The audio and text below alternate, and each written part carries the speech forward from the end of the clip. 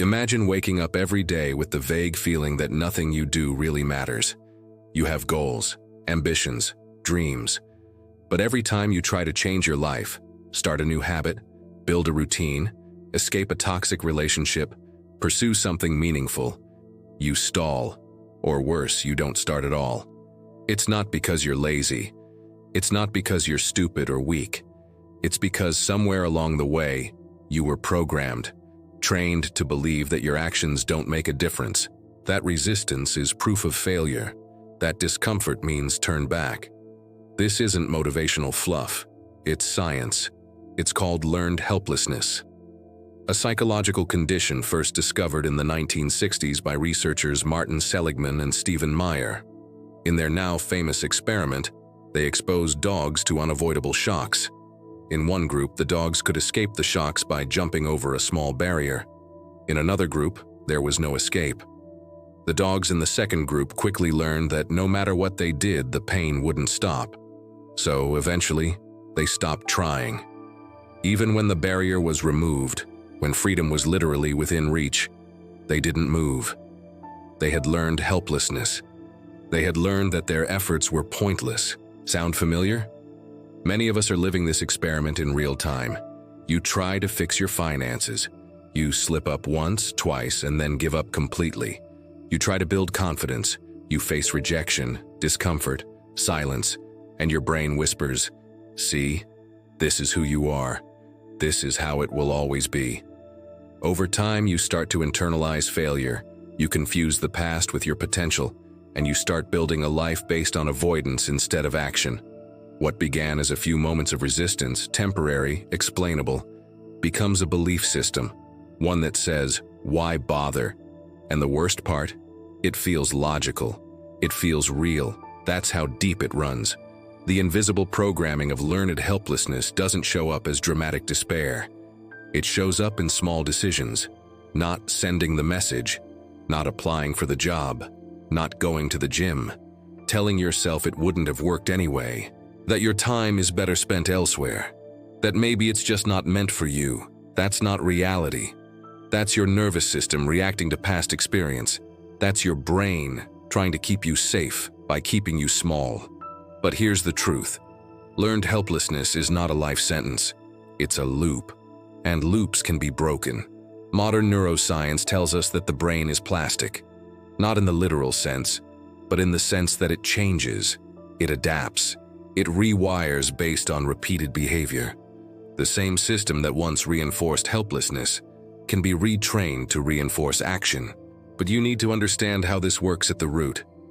The feeling of helplessness often comes from early life, childhood, school, home, environments where control was taken from you, where you were punished for effort, or ignored, or told you weren't enough.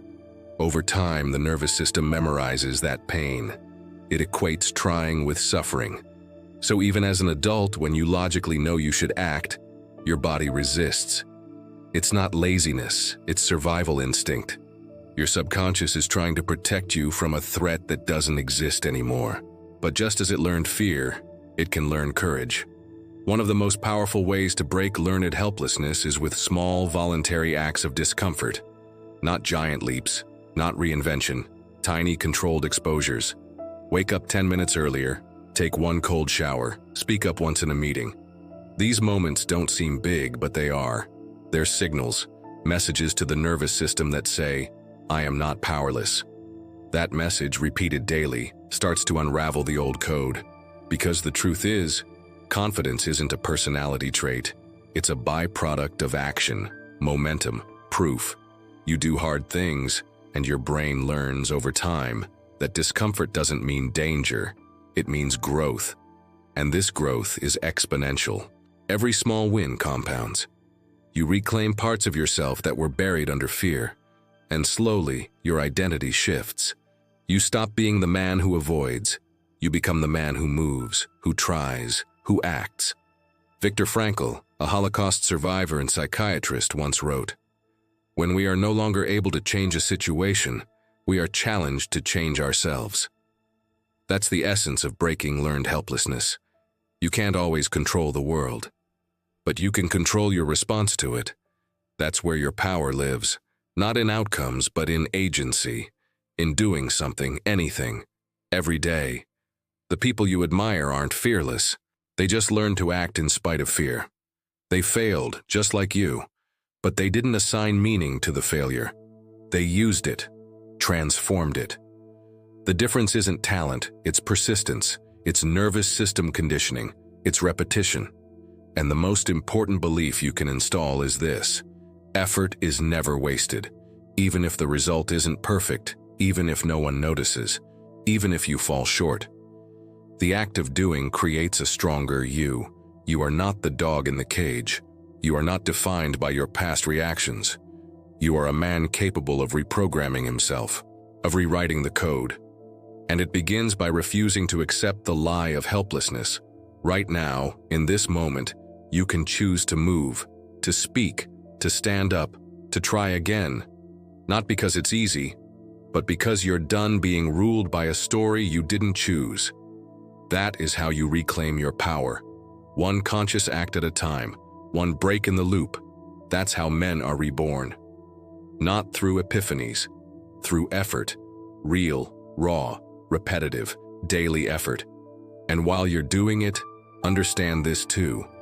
Society has built structures that often reinforce helplessness. We are told that success is for the elite, that achievement is tied to luck or privilege, that we should settle, accept our limits, stop asking for more.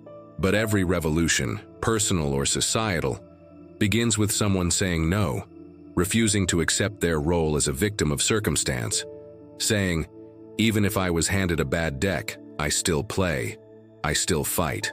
That is your power. In choosing how you respond, you take back your life. Learned helplessness doesn't disappear in a day, but with enough repetitions it weakens. Each morning you show up, each rep you do, each uncomfortable conversation you initiate, it chips away at that program. Until one day it's gone and something new stands in its place. Agency, ownership, strength. This is your invitation to stop waiting, to start moving, to trust that your future isn't fixed, it's forged. Not in grand gestures, but in micro movements of power. And when you feel resistance, know this: it's not a stop sign, it's a signal, a marker that you're about to grow. Lean into it, breathe through it, and move. Because the cage you're in, it was never locked. The door has been open the whole time. All you had to do was believe enough to walk through, so walk, step out. The world isn't waiting, but your life is. Start living it on purpose.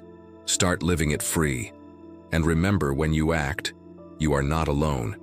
You become part of a lineage of thinkers, doers, and warriors who refuse to be shaped by fear. Men who faced the abyss and climbed out. Men who made their pain their path.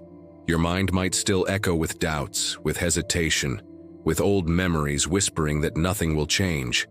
But here you are, hearing this message, absorbing it, considering it. That itself is movement, that itself is proof. Keep moving, even when the results don't come fast, even when it feels like no one's watching, because someone is, your future self, the man you're building. He is real, and he is waiting. Every step you take brings you closer. Every repetition of effort breaks the pattern. You are writing a new story, one breath at a time, one act of courage at a time. Never forget, you are not broken. You are just programmed, and programming can be rewritten. Choose the code, choose the climb, choose to rise. This transformation isn't about hype. It's not about pretending to be someone you're not. It's about remembering who you were before the world told you to shrink, before fear became your compass. And as you reclaim that ground, something else happens. The people around you start to notice. You become a mirror, a reminder that change is possible. Not because you shouted it, but because you lived it. Quiet consistency becomes your rebellion. And in a world addicted to instant gratification, your patience becomes rare power. Neuroscience confirms that consistent effort rewires your brain's reward systems. You begin to crave the challenge, not just the outcome. The process becomes the prize. This is not delusion. It's discipline. It's the highest form of self-respect. to pursue growth even when no one claps. And with every choice aligned with purpose, you become dangerous, not to others, but to the structures within you that once held you back. The doubts, the excuses, the narratives built on fear, they start to die because you starved them of attention. You stopped feeding them your energy. You gave that energy to something better. The man you're becoming. A man who chooses integrity over comfort, effort over ease, action over avoidance. This man knows that setbacks aren't the end, they're feedback. He doesn't crumble when plans fail. He adapts. He evolves. He learns. Because failure isn't personal. It's part of the path. It's data. And the moment you stop fearing failure, you become unshakable.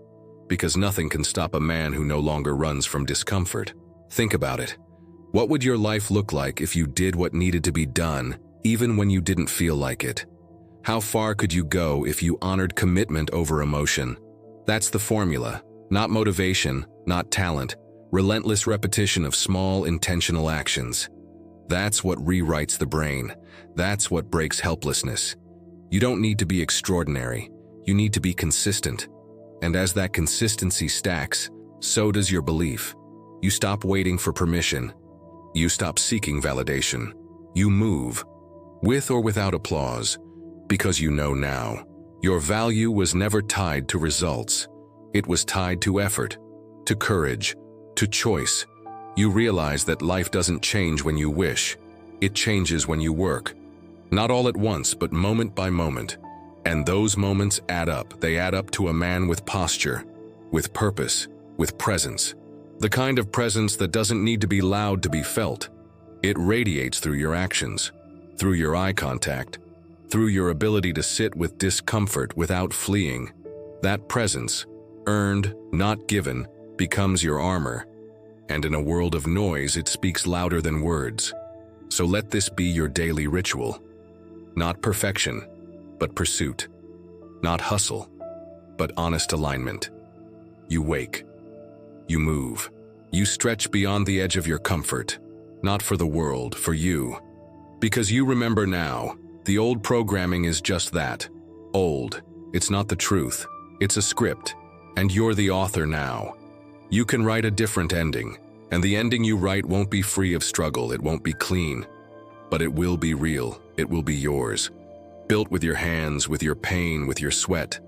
That is the life that matters. The one earned through fire. And you won't just live it. You'll inspire others to live theirs. Not by preaching, but by being.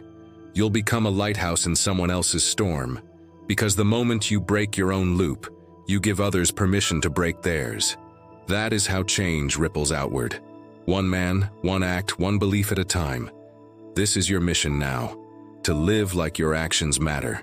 Because they do. They always have. You just forgot. You were trained to forget.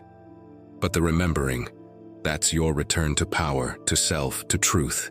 So don't wait for the right mood, the perfect plan, the green light. Start with what you have. From where you are, the most heroic journeys always begin in silence, in resistance, in doubt. But they end in fire. And that fire begins with you.